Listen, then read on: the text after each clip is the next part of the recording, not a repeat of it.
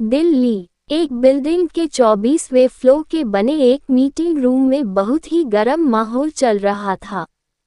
एक लड़की और एक लड़का दोनों आमने सामने बैठे हुए थे। वो दोनों एक दूसरे को गुस्से से घूर रहे थे, जैसी मानो वो दोनों अपनी आंखों से ही एक दूसरे का खून कर देंगे। और उन दोनों के पास दो और लोग बैठे हुए थे जिनका नाम जैक और जॉर्डन था। वो दोनों बोलते हैं, miss Khanna and mister Kapoor, ये प्रोजेक्ट हमारा ड्रीम प्रोजेक्ट है जिसे हम जल्द से जल्द कंप्लीट करना चाहते हैं। और आप दोनों इस काम के लिए हमें बेस्ट लगे, क्योंकि आप दोनों इस प्रोजेक्ट के लिए हमें परफेक्ट लगते हैं। और हमें भी बहुत खुशी होगी इंडिया की दो सबसे बड़ी कंपनी के साथ काम करके। तभी वहां पे बैठी लड़की तपाक से बोलती है, लगता है मिस्टर जैक ये खुशी आपके नसीब में नहीं है। मैं मिस्टर कपूर के साथ मिलकर काम नहीं करूंगी। इतने में वहां पे बैठा लड़का बोलता है, और मैं भी तुम्हारे साथ काम नहीं करना चाहता हूँ मिस्टर जैक एंड जॉर्डन, मैं भी मिस खन्ना के साथ ये प्रोजेक्ट नहीं करूंगा।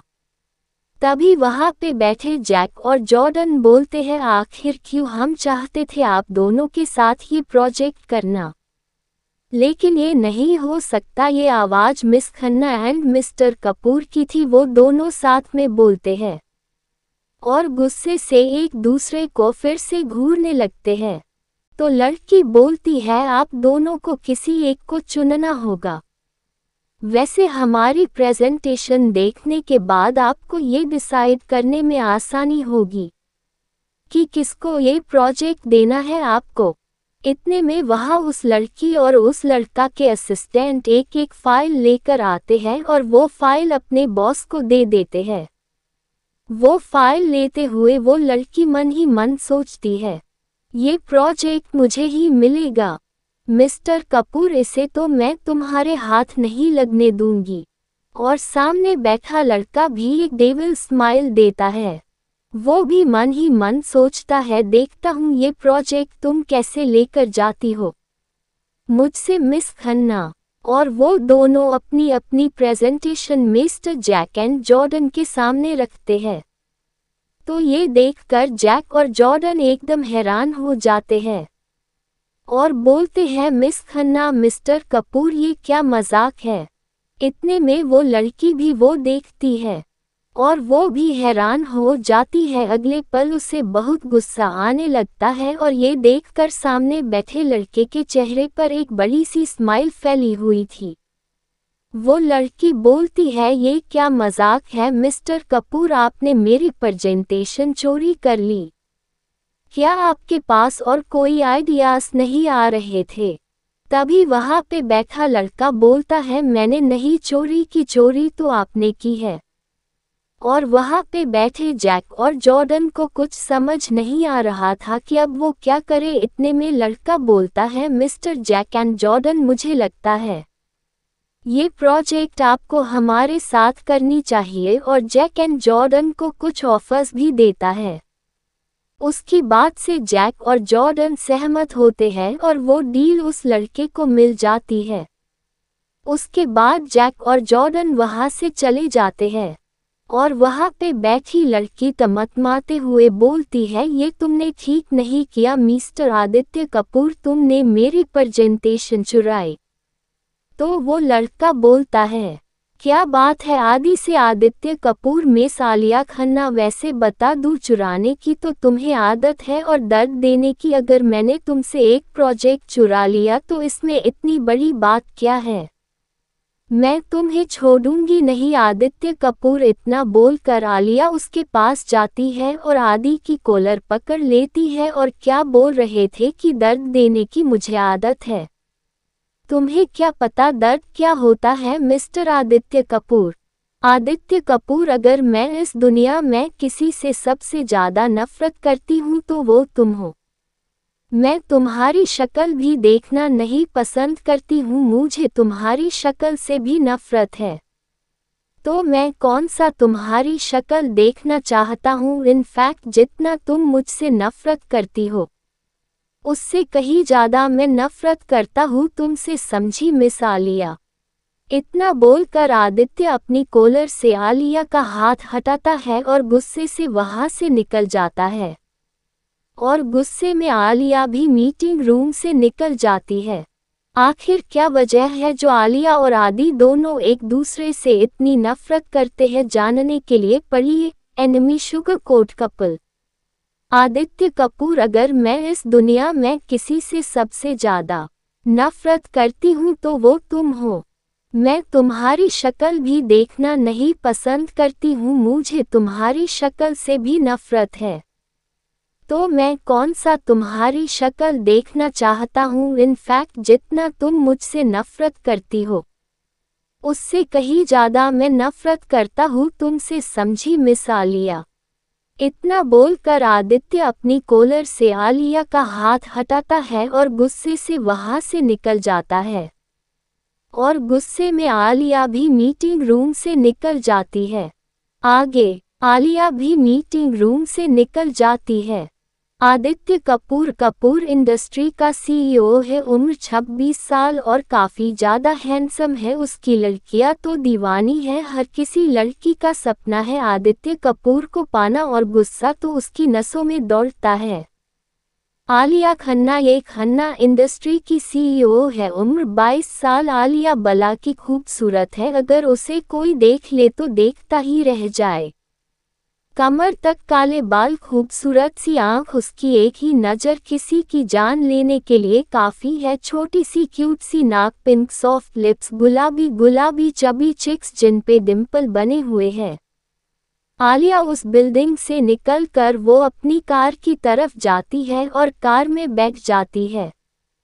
वो अपनी कार को अपने प्राइवेट विला पे लेकर जाती है। वो villa black and grey colour में था। आलिया उस विला के अंदर जाती है और एक कमरे में जाकर वो कुछ पेंटिंग करने लगती है। पेंटिंग खत्म होते ही उसकी आंखों से आंसू गिरने लगते हैं और उसके चेहरे पे एक कड़वाहट मुस्कान आ जाती है और वहां पे रखे पेंट को उठाती है और उस पेंटिंग पे वो सारे पेंट फेंक देती है, जिसकी वजह से वो पेंटिंग पूरी की पूरी खराब हो जाती है। और उस कमरे से निकल कर आलिया दूसरे रूम में आ जाती है। वो उस कमरे में बने बेड पे जाकर गिरती है और उसके आंखों से लगातार आंसू बहने लगते हैं। आलिया नफरत से बोलती है, आई हेट यू आदि, आई हेट यू, और रोते रोते ना जाने कब उसकी आंख लग जाती है और वो यूं ही सो जाती है। इधर आदित्य भी उस मीटिंग रूम से निकलता है। उसके पीछे पीछे उसका असिस्टेंट हिमांशु उसके साथ जाने लगता है। आदि अपनी कार के पास आता है और हिमांशु भी उसके साथ जाने लगता है, लेकिन आदि कार में बैठकर कार को स्पीड में वहां से लेकर चला जाता है और हिमांशु आदि की कार को देखते रह जाता है। हिमांशु मुंह बनाकर बड़बड़ाता है, क्या यार सर, आज भी मुझे छोड़कर चले गए, जब देखो तब इनके नाक पर गुस्सा रहता है। और हिमांशु दूसरी कार में बैठकर निकल जाता है। आदि अपनी कार को फुल स्पीड में उड़ाते हुए चला रहा था। उसकी हाथों की नसें उभरी हुई थी। आदि अपनी कार एक क्लब के पास रोकता है और अपनी कार से निकलकर क्लब के अंदर चला जाता है। आदि अपने कदम एक प्राइवेट रूम की तरफ बढ़ा देता है। आदि यहाँ अक्सर आया करता था, इसलिए यहाँ पे उसका एक प्राइवेट रूम था। वो अपने रूम में जाता है, इतने में वहाँ एक आदमी वाइन की 2 बोतल लाता है और वहाँ से जाने लगता है। आदि उस आदमी से कहता है, मेरे लिए और भी ड्रिंक लाओ। वो आदमी जी सर करके वहाँ से चला जाता है। उस आदमी के जाने के बाद आदि एक काउच पे बैठ जाता है और वहाँ रखी वाइन एक ग्लास में निकालने लगता है। उसे निकालने के बाद उस वाइन को अपने होठों के पास लेकर जाता है और एक सिप लेता है, फिर उस वाइन को देखते हुए बोलता है, क्या करूं जान, हर रोज मुझे तुम्हारी जरूरत होती है, ना चाहते हुए भी मुझे तुम्हारे पास आना पड़ता है। और क्या कर सकता हूं, मुझे उस दर्द को भूलने के लिए तुम्हारी जरूरत होती है। जब तक मैं तुम्हें अपने इन होठों से लगा नहीं लेता तब तक मुझे सुकून कहाँ मिलता है। इतना बोलकर आदि ड्रिंक पे ड्रिंक किए जा रहा था और वहां पे रखी दोनों वाइन की बोतल अब खत्म कर देता है। कुछ देर बाद वही आदमी फिर से आता है और उसके हाथ में फिर से 2 वाइन थी। वो आदमी आदि के पास जाता है और उस वाइन को वहीं रख कर बाहर चला जाता है। अब तो आदि नशे में तूल हो चुका था, लेकिन वो अभी भी नहीं मानता है और वो दोनों वाइन भी खत्म कर देता है। आदि की अब आंखें भी नहीं खुल रही थी, उसकी आंखें एकदम नशीली लग रही थी। वो वाइन को एक बार फिर अपने होठों से लगा लेता है और डेविल स्माइल के साथ बोलता है, मिस आलिया, तुमसे मैंने इतनी बड़ी डील छीनी है, जिस डील को पाना तुम्हारे लिए बहुत इम्पोर्टेंट था, उसे मैंने तुमसे चुरा लिया। इस बात पे तो पार्टी बनती है ना, और उस पार्टी में तुम्हारा आना भी जरूरी है। इतना बोलकर आदि एक एविल स्माइल करने लगता है। आदि ने अब इतनी ज़्यादा ड्रिंक कर ली थी, उसे अब खड़ा भी नहीं हुआ जा रहा था। वो जैसे ही वहां से उठता है और अपने कदम बढ़ाता है, उसके कदम वही लड़खड़ा जाते हैं और आदि वही काउच पे धड़ाम से गिरता है और उसकी आंखें बंद हो जाती है। अगली सुबह डार्क हाउस, आलिया अभी भी खुद में सिमटी हुई सोई थी। तभी आलिया का फोन बजने लगता है, लेकिन आलिया उस कॉल को नहीं उठाती है। लेकिन अब कॉल बार बार आने लगती है। आलिया इरिटेट होते हुए उस कॉल को अपनी बंद आंखों से पिक करती है। तभी उधर से एक लड़की की आवाज आती है। वो लड़की बोलती है, दी आप मेरी कॉल क्यों नहीं उठा रही थी? आपको पता है मैं कब से आपको कॉल कर रही हूँ। हाँ तो मत करती ना, वैसे भी तूने मेरी नींद खराब कर दी। आलिया थोड़ा चीरते हुए बोलती है, दी आपकी तो बस नींद खराब हुई है, यहाँ तो मेरा दिमाग खराब हो गया है। आप मेंशन कब आ रहे हो? वैसे आपका कुछ पता रहता नहीं है कि आप कहाँ हो, और इधर मॉम मेरा दिमाग खराब कर देती है आपके बारे में पूछ कर कि आप कहाँ हो, मेंशन क्यों नहीं आए हो। आलिया के पास फोन लगाओ।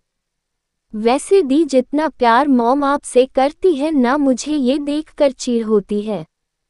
इतना बोलकर वो लड़की हंसने लगती है। अब तेरी हो गई बकवास, तो मैं फोन रखूं? आलिया बोलती है, अरे नहीं दी, पहले ये तो बता दीजिए कि आप कब आ रही हो, क्योंकि मुझे मॉम को इन्फॉर्म करना है। अगर नहीं की तो मॉम से मुझे डांट पड़ेगी। अच्छा ठीक है, मैं आ रही हूँ।